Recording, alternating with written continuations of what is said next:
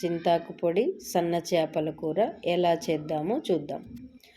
ముందుగా నీట్గా క్లీన్ చేసుకోవాలి. చేపల్ని క్లీన్ చేసుకున్న తర్వాత ఒక దబర్లో చేపలు వేసి దానికి సరిపడా పసుపు 1 చెంచా, మిరప్పొడి 2 చెంచాలు, తగినంత ఉప్పు.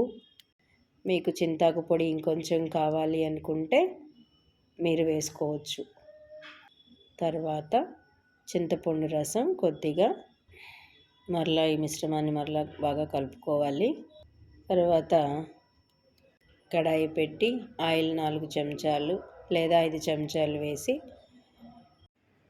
సరిపడా నూనె వేసుకున్న తర్వాత నూనె కాగిన తర్వాత పోపు దినుసులు వేసుకోవాలి. తర్వాత ఎర్రగడ్డలు, పచ్చిమిర్చి, తెల్లపాయలు, ఎండుమిర్చి 1, టమాటాలు వేసి వేగనివ్వాలి.